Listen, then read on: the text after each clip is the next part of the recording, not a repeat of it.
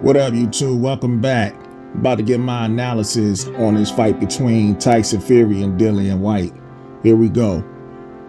While the fight wasn't really entertaining to watch, it still managed to be a spectacular performance by Tyson Fury in front of an eventful, sold-out crowd of 94,000 people inside Wembley Stadium located in London, England. The fight itself was a little dirty on both parties, but Fury did establish the jab throughout the fight. Dillian Whyte was going to the body once they got in close, yet it was too far in between throughout the fight. Tyson Fury managed to set up Whyte with a beautiful uppercut which floored Dillian. Whyte did beat the count, however, he was on wobbly legs. When the ref asked Dillian to put his guard up and walk towards him, it showed. The ref had no choice but to stop the fight in the 6th round. Dillian Whyte seems to never correct his flaws. This is the 3rd time he was KO'd by an uppercut.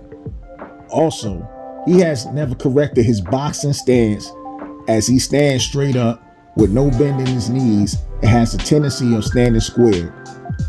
Congratulations to Tyson Fury for getting the job done against Dillian Whyte. During his post-fight interview, Fury states he's retiring from the sport of boxing. If he does follow through with his retirement, then I would like to congratulate him on a successful career. However, I still believe he has unfinished business in the sport. That is just my opinion. I wanted to touch on a few things coming from certain propaganda channels using triangle theories, cheating, etc. Number 1, Dillian Whyte waiting over 1,000 days. There are channels saying, "You gave us this performance after this long wait."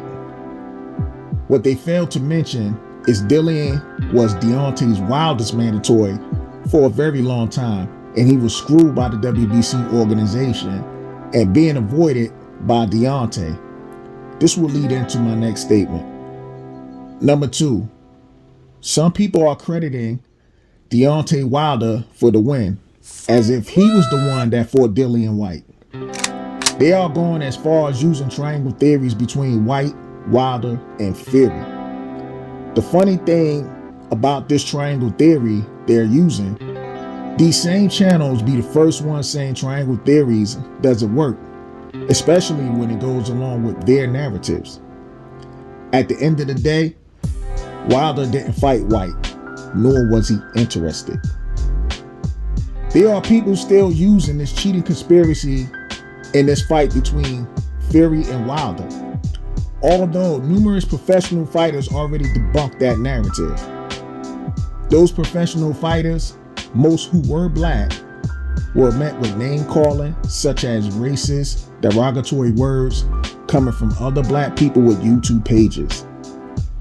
The funny thing is, these same channels never assume any foul play on the night of the fight until another YouTube personality that has no association with the sport rocked the YouTube world with these conspiracies.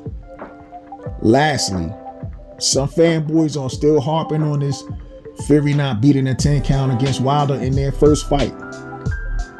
The funny thing is, even in their own video, Fury actually beat the count. Also, Fury was winning that fight big against Wilder.